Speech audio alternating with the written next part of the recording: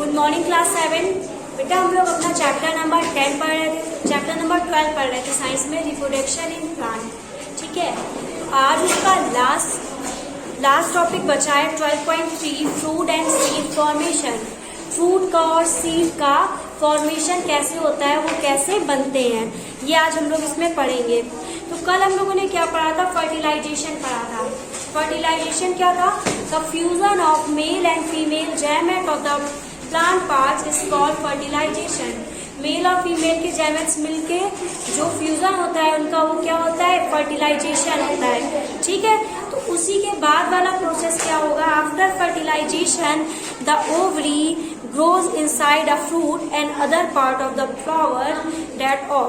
तो फर्टिलाइजेशन के बाद क्या होता है, फ्रूट के अंदर जो फूड होता है हमारा, उसके अंदर क्या होता है, ओवरी बन जाती है।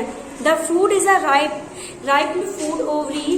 The seed develops from the ovule. Seed कहाँ पे डेवलप होते हैं, ओव्यूल से।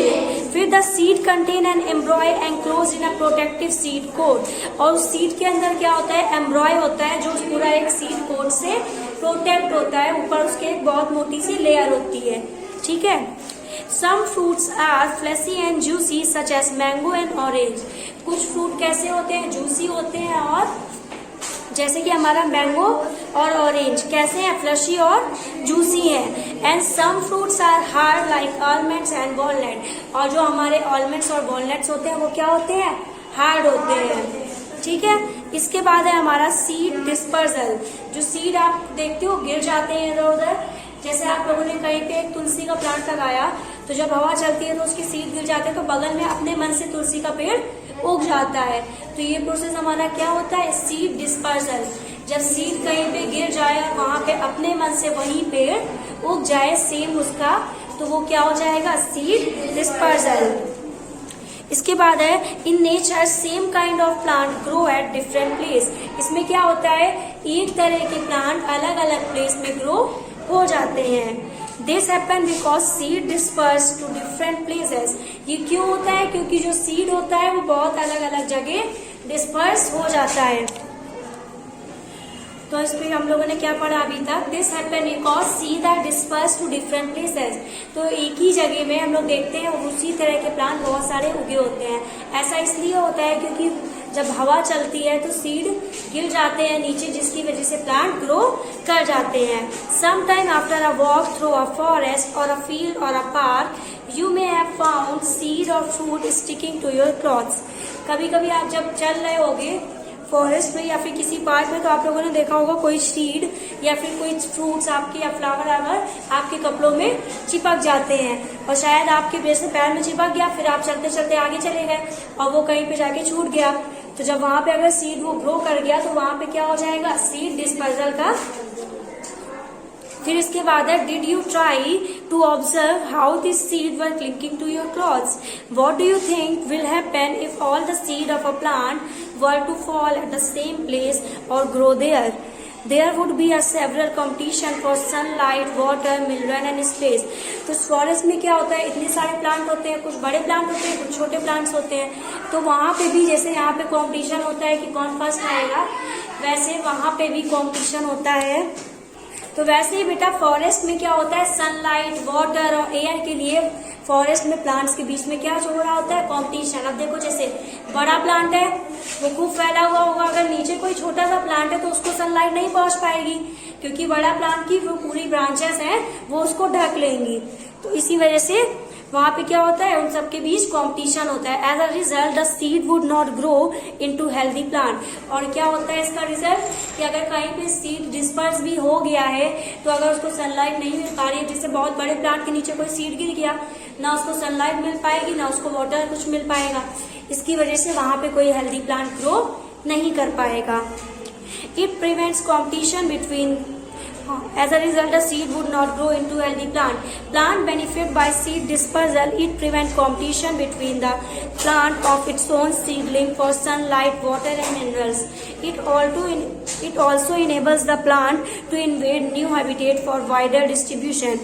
Seed and fruits of plant are carried away by wind, water, animals, तो सीड और फ्रूट्स क्या होते हैं, विंड या फिर वाटर या फिर एनिमल की वजह से एक दूसरे से एक प्लेस से दूसरी प्लेस में चले जाते हैं। तो हवा चलेगी तो सीड डिस्पर्स हो जाएंगे, या फिर कोई एनिमल ने गिरा दिए खूब सारे सीड, जैसे उसने हिलाया पे तो खूब सारे प्लांट से गिर गए, तो वो भी क्या हो जाएगा, सीड डिस्पर्सल हो जाएगा। फिर या फिर वाटर या फिर बहुत सारा बारिश होगी, तो बारिश की वजह से भी पेड़ से प्लांट से सारे क्या होंगे, सीड गिर जाएंगे और दूसरी जगह पे वहां पे प्लांट न्यू ग्रो हो जाएगा। Wing seeds such as those of drumstick and maple, light seed of grasses or hairy seed or and hairy fruit of sunflower get bloom off with the wind to far away places। जैसे sunflower जो सरसों के आप लोगों ने वो देखे होंगे, छोटे छोटे से येलो कलर के फूल नहीं रहते हैं, वो बहुत जल्दी हवा से उड़ते हैं और चिपक भी जाते हैं हम लोगों के कपड़ों से, ठीक है।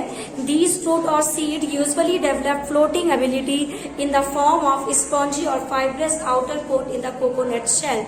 जैसे आप लोगों ने वो देखा होगा व्हाइट कलर का जिसको हम लोग गुड़िया टाइप बोलते हैं, वो भी क्या होता है, प्लांट्स जैसे ही हवा चलती है तुरंत उड़ जाते हैं और फिर वो उड़ते उड़ते कपड़ों में चिपक जाते हैं। Some seed are disperse by animal, कुछ सीड विंड्स की वजह से डिस्पर्स होते हैं और कुछ एनिमल की वजह से, अगर उन्होंने कुछ को हिला दिया तो वहां से क्या हो जाएंगे, सीड डिस्पर्स हो जाएंगे।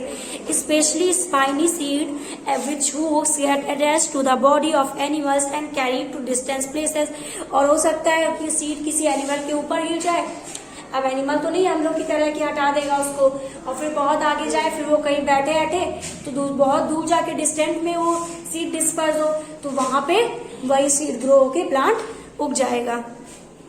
एग्जाम फिर हमें some seed are disperse when the fruit burst to sudden jerks the seed are scattered far from the parent plant. This happen in the case of castor and balsam. तो यहाँ से हमारा बेटा chapter पूरा खत्म हो गया है। इसमें कीवर्ड्स हैं काफी सारे हैं, वो मैं आज आपको सेंड कर दूंगी और एक्सरसाइज भी मैं आपको पूरी सेंड कर दूंगी, तो आप लोग पूरा इसको कंप्लीट कर लीजिएगा। फिर मैं इस चैप्टर की आपको एक शीट बना के भी दूंगी बीच वाले क्वेश्चन से, तो आप लोग उसको भी कंप्लीट करिएगा, ठीक है। ओके बेटा, तो कीवर्ड्स तो मैं आपको सेंड कर दूंगी, लेकिन एक्सरसाइज के फिलअप अभी हम लोग वीडियो में कर लेते हैं, ठीक है। ओके बेटा, हम लोग क्या करेंगे, अब फिलअप करेंगे एक्सरसाइज का फिलअप। सबसे फर्स्ट है हमारा production of new individual from the vegetative part of parent is called.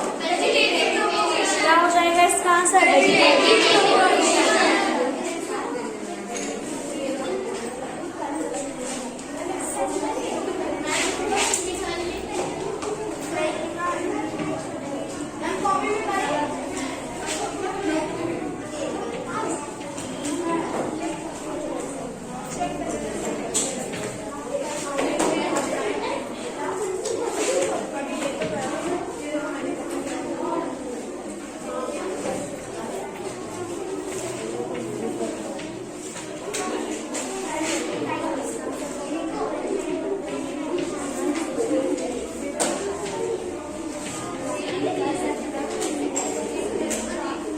First का आंसर है वेजिटेटिव प्रोपोगेशन। नेक्स्ट है अ फ्लावर में आइदर मेल और female reproductive part, such flower is called. या तो मेल हो पार्ट या फिर फीमेल पार्ट हो, तो वो फ्लावर क्या हो जाएगा, यूनिसेक्सुअल।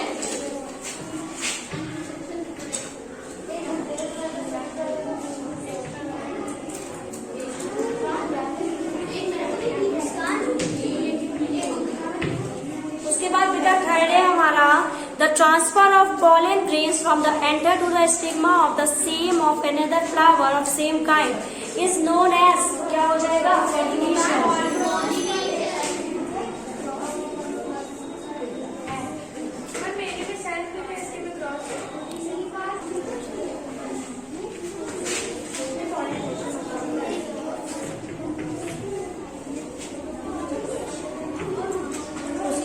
फोर्थ है हमारा the fusion of male and female gamete is termed dash, अभी पढ़ा है फर्टिलाइजेशन।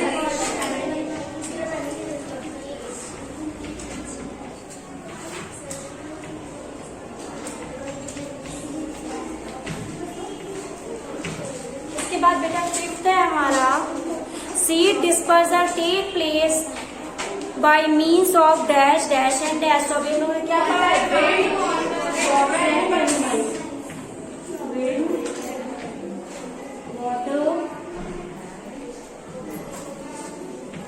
And animals.